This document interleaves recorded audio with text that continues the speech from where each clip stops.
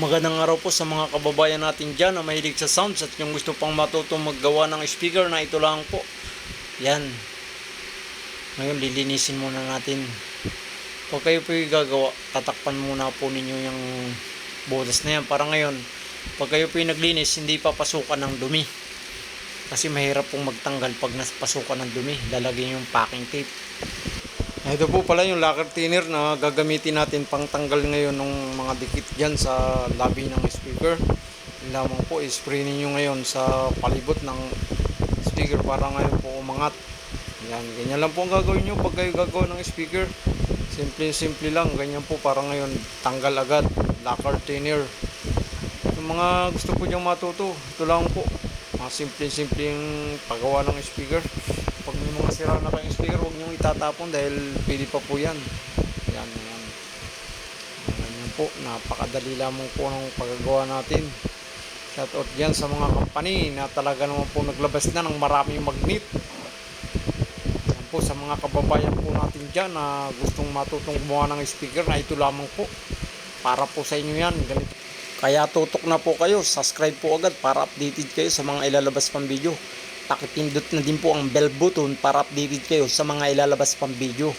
Pag kayo po bibili ng speaker, lagi po yung tatandaan malaki yung magnet. Huwag na kayong bumili ng speaker ng maliit ang magnet kasi nga po yung wattage po, yung nagbibigay ng lakas po kasi nasa magnet sa boys school. Yan, mabilis pong matanggal pag may lacquer thinner. Sa lahat pong bagay, huwag nyo pong kalilimutan yung pagtatanggal ng rugby, lacquer thinner po. Yan, napakadali lamang.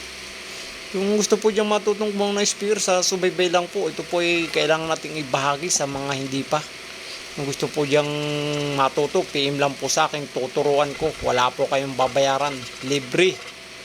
Yan, yung gusto po palang bumili ng magnet yan, na ito lang po, PM lang po kayo. Kahit anong klase pong magnet. Ang magnet po natin, mga pang D4 lang, ang pang boys school. Ganyan lang po pag kayo maglilinis, lagi po tatandaan nyo sa may boys school pong yan, tatakpan po ninyo para hindi mapasukan ng dumi. Yan, okay na. Bilis po. Napakadali lang po paggagawa, kaya po tutok na.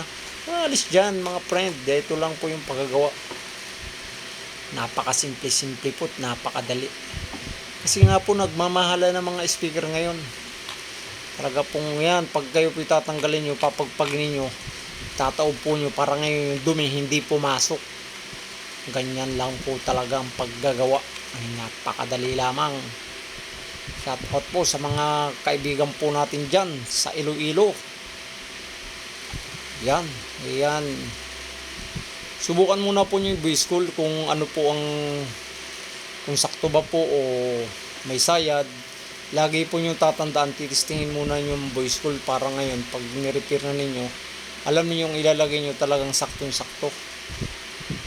5 po yung boys school nito na D18 na 2,000 watts.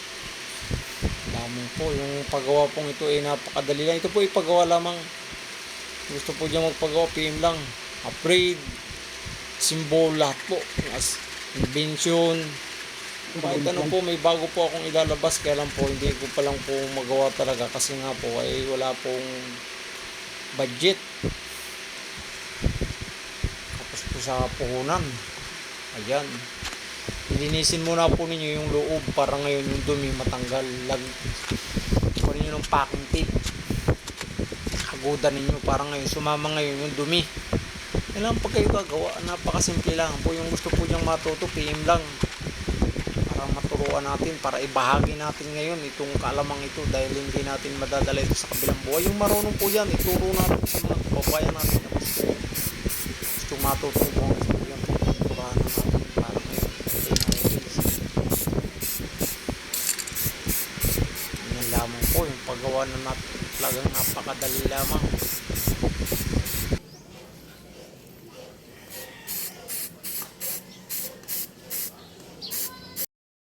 Ito po yung gagawin natin na 18.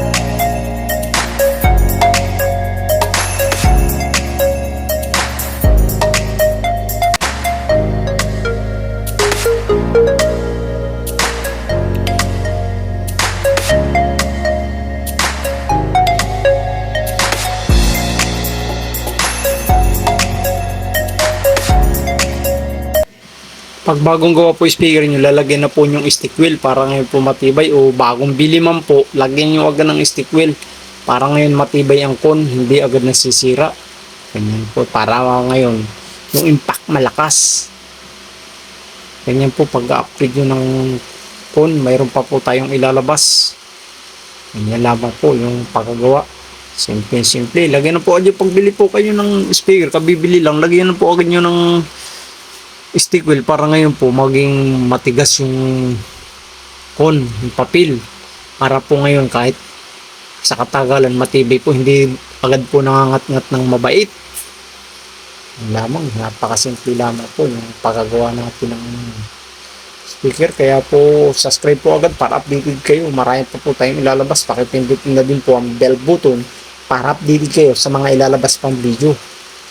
Meron po tayong bago ngayon na ilalabas. Yung mga mahilig po dyan sa sounds at gustong gumawa, ito lang po, panood lang po kayo. Huwag na po yung kayong magsawa ng panonood, dahil ito po ay napaka ganda po, para hindi na din po kayo magpagawa sa iba.